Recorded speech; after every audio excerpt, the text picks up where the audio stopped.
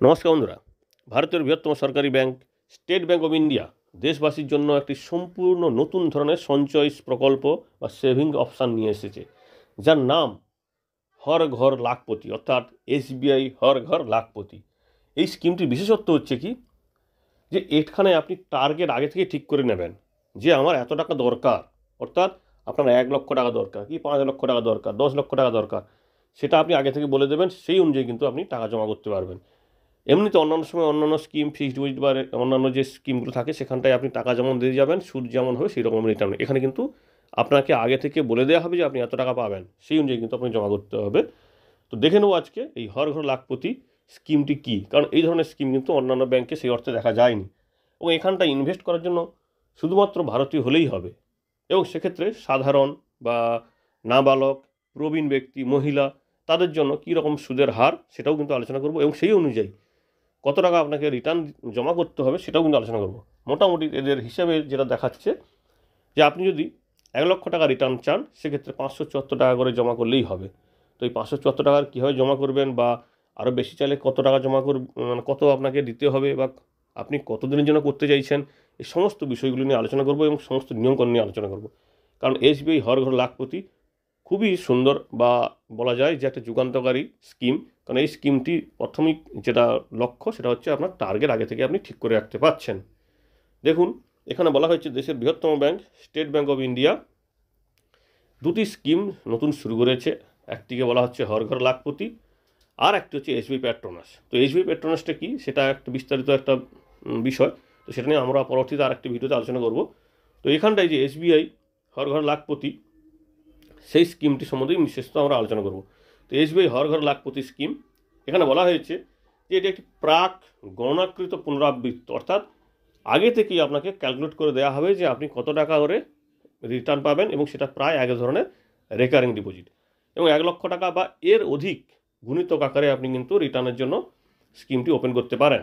এবং গ্রাহকের আপনার যে পরিকল্পনা বা আপনার সঞ্চয় করার যে সামর্থ্য, সেই অনুযায়ী কিন্তু আপনি এখানে ইনভেস্ট করতে পারবেন। এবং এটা সবার জন্য উন্মুক্ত, অর্থাৎ অপ্রাপ্তবয়স্ক নাবালকদের জন্যও কিন্তু এই স্কিমটি উপলব্ধ। 3 থেকে 10 বছর সময়কালের জন্য এই স্কিমে আপনি টাকা রাখতে পারবেন, অর্থাৎ এর সর্বনিম্ন মেয়াদ হচ্ছে 3 বছর, সর্বোচ্চ মেয়াদ হচ্ছে 10 বছর। এবং আপনি যত টাকা রিটার্ন চাইছেন তো সেই অনুযায়ী কিন্তু টাকা জমা করতে হবে, সেটার হিসেবটা আমরা শেষে দিচ্ছি। 1 লক্ষ টাকা রিটার্নের উপর কত টাকা দিতে হবে সেটাও কিন্তু আলাদা করে এরা জানিয়ে দিয়েছে। এবং যেদিন আপনার লাস্ট ইনস্টলমেন্ট, কারণ এটা একটা রেকারিং ডিপোজিটের মতো, তো সেক্ষেত্রে লাস্ট যেদিন আপনি টাকাটা জমা করবেন সেদিনই থেকে 30 দিন পরে আপনাকে টাকাটা, সম্পূর্ণ টাকাটা আপনাকে রিটার্ন দেওয়া হবে। যতটা আপনি বলেছিলেন, যতটা আপনি নেবেন বলেছেন, সেই অনুযায়ী সেই পুরো টাকাটা কিন্তু আপনাকে দিয়ে দেওয়া হবে। তবে হ্যাঁ, প্রতি মাসে যদি আপনি টাকা দিতে ভুল করেন, বা মাসে মাসে যে টাকা দেওয়ার কথা সেটা যদি দিতে ভুল করেন, সেক্ষেত্রে জরিমানা হবে। 100 টাকা যদি প্রতি মাসে দেওয়ার কথা থাকে, সেই 100 টাকার উপর আপনাকে দিতে হবে 1 টাকা 50। 200 টাকা হলে আপনাকে দিতে হবে 3 টাকা। তো এইভাবে কিন্তু স্কিমটির জরিমানা ধার্য করা হয়েছে।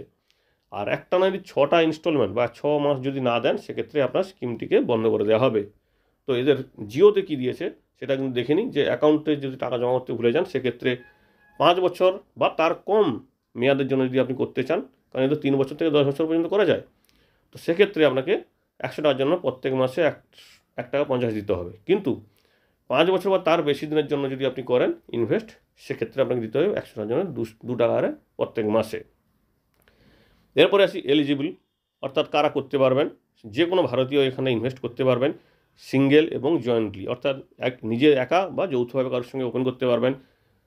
নাবালকদের নামেও আপনি ইনভেস্ট করতে পারবেন, এবং অবশ্যই এখানে 10 বছর মানে বয়স হতে হবে, এবং সেই সঙ্গে আপনি তার জন্য সিঙ্গেললি কিন্তু এটা এলিজিবল করতে পারবেন। এবারে আসি যে এই যে সিঙ্গেল বা যার নামে আপনি ওপেন করছেন নাবালক, তার ক্ষেত্রে হলে কিন্তু বাবা মার সিগনেচার লাগে, বাবা মাকে গার্ডিয়ান হিসাবে থাকতে হবে, যেটা মোটামুটি প্রায় সবগুলোতেই থাকে। পার্শিয়ালি আপনি এখান থেকে টাকা তুলতে পারবেন, মানে পার্শিয়ালি আপনি এখানে ইনস্টলমেন্ট জমা করতে পারবেন। যে আপনি প্রত্যেক মাসে যে 1000 টাকার জমা করতে হতো, আমি ধরুন বেশি নেবো, তো সেক্ষেত্রে আপনি 500 টাকার 2বার জমা করতে পারবেন। এবং ম্যাচিউরিটি ডেট হচ্ছে যেদিন আপনার ম্যাচিওর, মানে যেদিন আপনি লাস্ট ইনস্টলমেন্ট দেবেন তার থেকে 30 দিন পরে এটা ম্যাচিওর হবে। অ্যাডভান্স পেমেন্ট অফ ইনস্টলমেন্ট, আপনার ধরুন আছে 10 তারিখের ডেট, আপনি যদি 1 তারিখে দিতে চান সেটাও দিতে পারবেন, অর্থাৎ ইনস্টলমেন্টটা যে 100 টাকা হোক 500 টাকা হোক, সেটা আপনি সময়ের আগেও জমা করতে পারবেন, তাতে কিন্তু কোনো ধরনের সমস্যা হবে না। সার্ভিস চার্জ যখন ম্যাচিউরিটি হয়ে যাবে, সেক্ষেত্রে কিন্তু আপনার থেকে 10 টাকা একটা চার্জ নেওয়া হবে। যদি আপনার সেরকম কিছু ডিফল্ট থাকে সেক্ষেত্রে জরিমানা তো হবেই। এবং নন পেমেন্টের ক্ষেত্রে যেটা প্রথমে বলেছিলাম 6টা যদি পরপর ইনস্টলমেন্ট বাতিল না দেন সেক্ষেত্রে আপনার স্কিমটি বাতিল হয়ে আপনার নামের টাকা আপনার সেভিংস অ্যাকাউন্টে চলে আসবে, অর্থাৎ রিটার্ন চলে আসবে। এবার আসি এর সুদের হার।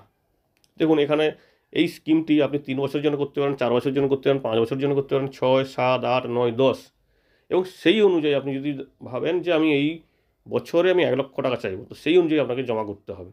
3 বছরে 1 লক্ষ টাকা জমা করতে চাইলে বেশি টাকা আপনাকে জমা করতে হবে প্রত্যেক মাসে। 10 বছরে আপনি রিটার্ন চাইলে 1 লক্ষ টাকা, তাহলে সেক্ষেত্রে আপনার কম দিতে হবে। আপনি ধরুন আপনার নাবালক সন্তানের পড়াশোনার জন্য একটা ইনভেস্ট করতে চাইছেন, সেক্ষেত্রে আপনি বেশি দিনের করলে আপনাকে কম কম টাকা দিতে হবে। যেমন এখানে সুদের হার 60 বছর বা 60 বছরের কম বয়স হলে সেক্ষেত্রে কত সুদের হার। 3 বছর এবং 4 বছর মেয়াদের যদি এই স্কিমটি করেন সেক্ষেত্রে আপনাকে সুদ দেওয়া হবে 6.75 টাকা। আর বাকি 5, 6, 7, 8, 9, 10 বছরের জন্য যদি আপনি এই স্কিমে ইনভেস্ট করেন সেক্ষেত্রে আপনাকে দিতে হবে 6 টাকা, মানে আপনাকে সুদ দেবে 6.50 টাকা। এবারে আসি, যদি আপনি এই মেয়াদে 1 লক্ষ টাকা রিটার্ন চান সেক্ষেত্রে আপনাকে কত টাকা জমা করতে হবে প্রত্যেক মাসে। দেখুন আপনি 3 বছর 1 লক্ষ টাকা যদি রিটার্ন চান সেক্ষেত্রে 6.75 টাকা সুদের হারে আপনাকে দিতে হবে প্রত্যেক মাসে 2500 টাকা। 4 বছরে যদি 1 লক্ষ টাকা চান সেক্ষেত্রে দিতে হবে 1810 টাকা। একইভাবে 5 বছরের জন্য যদি আপনি স্কিমটি করেন 1407 টাকা প্রত্যেক মাসে। 6 বছরের জন্য হলে 1133 টাকা। 7 বছরে হলে 938 টাকা। 8 বছরের জন্য ইনভেস্ট করলে 6.50 টাকা সুদের হারে পাবেন 793 টাকা প্রত্যেক মাসে আপনাকে জমা করতে হবে। 9 বছরের মেয়াদে করলে আপনাকে দিতে হয় প্রত্যেক মাসে 6.80 টাকা। 10 বছর মেয়াদের হলে 591 টাকা। এটা হলো সাধারণ নাগরিকদের জন্য বা নাবালকদের জন্য। এই হচ্ছে স্কিমটির বিশেষত্ব, যে আপনি কত টাকা রিটার্ন চাইছেন এবং সেই অনুযায়ী আপনি কত টাকা জমা করবেন প্রত্যেক মাসে। এবার দেখুন প্রবীণদের জন্য। প্রবীণদের জন্য এখানে একটু সুদের হারটা বেশি হবে, প্রবীণদের যেমন 50 পয়সার বেশি হয়। তো প্রবীণদের দেখুন 3 বছর এবং 4 বছর মেয়াদের হলে 7.25 টাকা সুদের হার এবং 5, 6, 7, 8, 9, 10 এই কয়েকটি বাকি বছরের জন্য হচ্ছে 7 টাকা। তো সেক্ষেত্রে ওনাদের জন্য দিতে হবে প্রত্যেক মাসে, দেখুন 3 বছরে যদি উনি ইনভেস্ট করেন, 3 বছরের জন্য যদি স্কিমটি নিতে চান হর ঘর লাখপতি, সেক্ষেত্রে ওনাকে দিতে হবে 2480 টাকা প্রত্যেক মাসে। 4 বছর হলে 1791 টাকা প্রত্যেক মাসে। 5 বছরের জন্য করলে 1389 টাকা। 6 বছরে হলে 1115 টাকা। 7 বছরে হলে 921 টাকা। 8 বছরে হলে 776 টাকা। 9 বছরে হলে 663 টাকা এবং 10 বছরের মেয়াদে যদি কোনো প্রবীণ ব্যক্তি এটা ইনভেস্ট করতে চান সেক্ষেত্রে 574 টাকা। এটা হচ্ছে প্রত্যেক মাসে আপনাকে কত জমা করতে হবে যদি আপনি 1 লক্ষ টাকা রিটার্ন চান। আবারও বলে দিই, এখানে যে হিসেবটা দেখানো হচ্ছে সম্পূর্ণরূপে 1 লক্ষ টাকা। তো 2 লক্ষ টাকা, 3 লক্ষ টাকা, 4 লক্ষ টাকা যা যা চাইবেন তার গুণিতক। অর্থাৎ আপনি যদি চান যে আমি 10 বছরে 2 লক্ষ টাকা চাই প্রবীণ ব্যক্তি, তো সেক্ষেত্রে আপনি এর সঙ্গে 2 গুণ করে, অর্থাৎ প্রায় 1100 টাকার কাছাকাছি প্রায় রিটার্ন মানে প্রত্যেক মাসে আপনাকে জমা করতে হবে। তো সেই হিসাবে আপনি জমা করবেন। এবারে আসি, যদি ব্যাংকের স্টাফ হয়, অর্থাৎ ওই স্টেট ব্যাংকের স্টাফ হয়, তাদের জন্য সুদের হার কিন্তু প্রবীণদের থেকে আরও 50 পয়সা বেশি।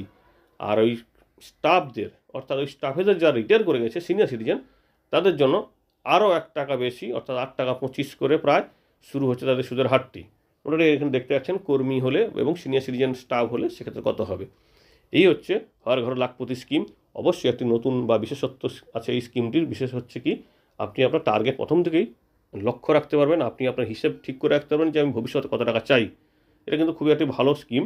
তো আপনাদের এই স্কিমটি সম্বন্ধে কী মতামত আছে অবশ্যই কমেন্ট করে জানাবেন, বা এই স্কিমটি কতটা ভালো সেটাও কিন্তু কমেন্ট করে জানাবেন। ধন্যবাদ।